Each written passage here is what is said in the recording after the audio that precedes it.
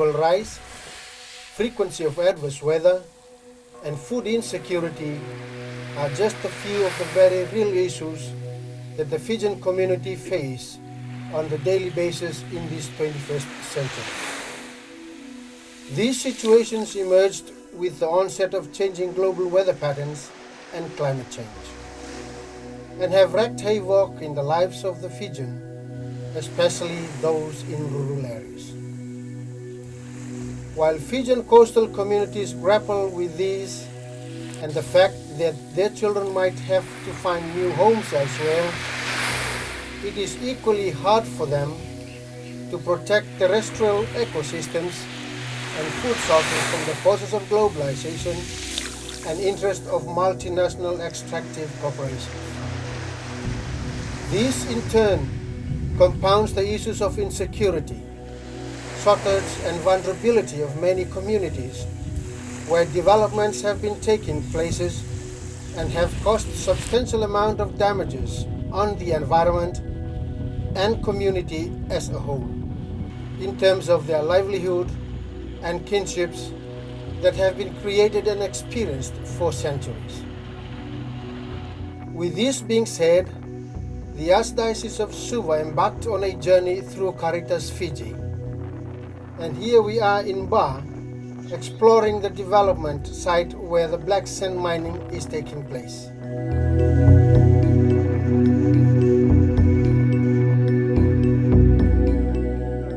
Interviewing people of the two villages, Votua and Nawaqarua, in relation to the extraction work and how it has and will impact their livelihood and relationship.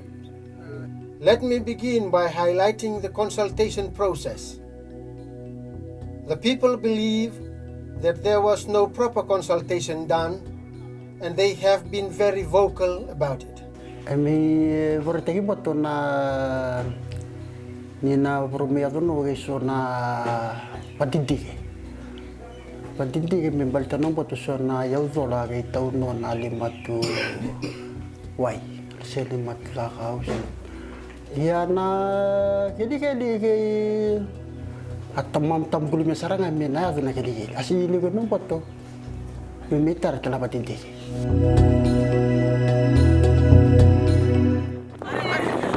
This defeats an important aspect of the Catholic social teaching, where it emphasizes and believes that the people have a right and a duty to participate in society, seeking together the common good and well-being of all.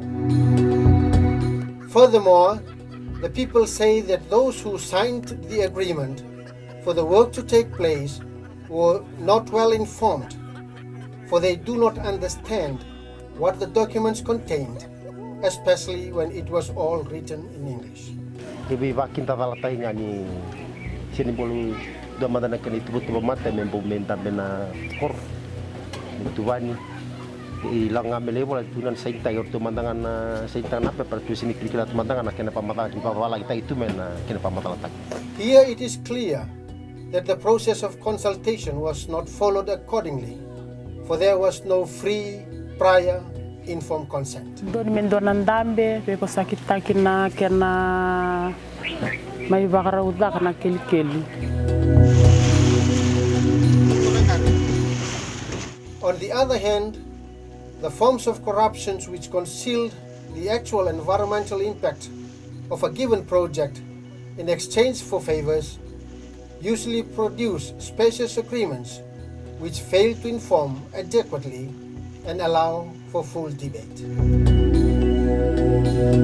Sad to say, this leads to the reality that the people have lamented the government for the work not to take place, for it will definitely affect their food sources and economic security, which they have been relying on for many, many years.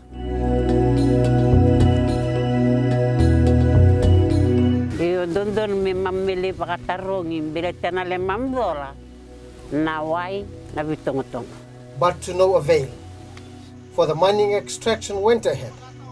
The people believe the government was always on the side of the developers during the consultation period.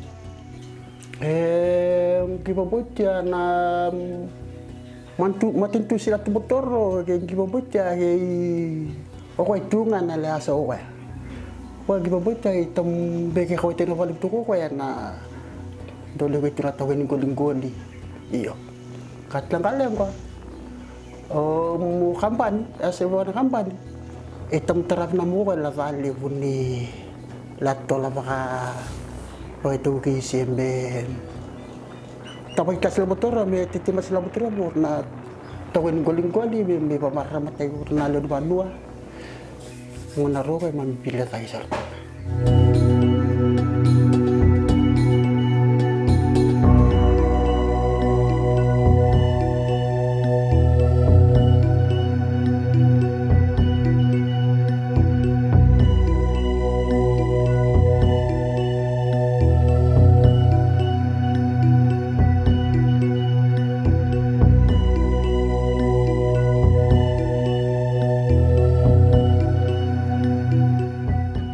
The people of the two villages have learned to be resilient, for they have been advised many times to relocate, because they have been exposed to flooding year in, year out.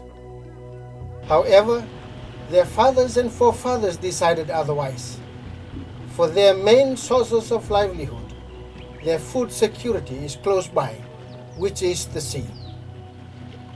Something they will now lose for good, something that they are being raped of because of the work that has been allowed to take place, which have poisoned the sea and its creatures. Usaba kila sabu katu isanga ina korpo mitoki bado daka bakanyuano ngai kunanga sesena ke mandupinde ngai ke balta bunda ngani ngoni sendu atalaka. The people now cries out that there will be no fish, no crabs. How can they survive? Kami kwa na lai rurugo ni sahe lino megi natongo butoira sa satikai nangarau satikai naik desa dola pakataba. For these are sources of their livelihood in terms of food sources and financial security.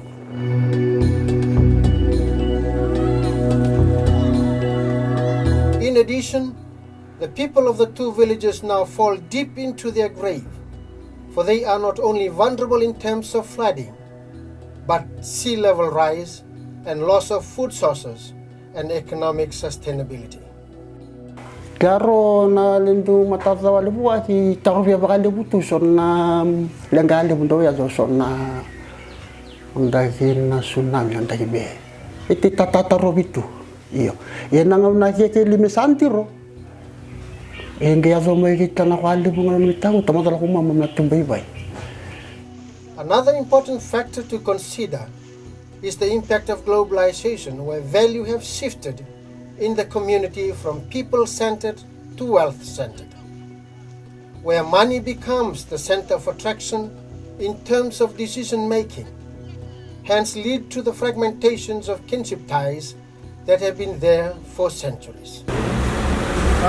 Kamu sama kami kau dia muri na wali bos rewandi dia tak cukup keturunan dia musa. Ngerti tambah saran juga, rakyat juga na kebu bitalan wa musa bangalala tak. Balata serengan go na nekat Again, sad to say that the government and developers play their cards on the vulnerability of the people, that they do not care much about their relationship for the sake of economic gain. Father Thomas Berry, a priest from Northern Carolina, said, "Humanity needs to become aware of the sacredness of relationship between each other and the rest of creation, for it is one way of addressing ecological crisis." Pope Francis, in his encyclical Laudato Si, emphasizes the need to show special care for indigenous communities and their cultural traditions. He further mentioned that the land, Vanua, is sacred to them, and when they remain on their land, they themselves care for it best. Last but not the least, Fiji, no doubt, being the region's leadership of the 23rd session of the Conference of the Parties, COP23, to the UN Convention on Climate Change in November 2017, is still very much committed to addressing the issue of climate change, and the Honorable Prime Minister has committed to his words by saying, to any developer from anywhere in the world, let me say this: if you intend to destroy or forever degrade our environment, you are not welcome in Fiji.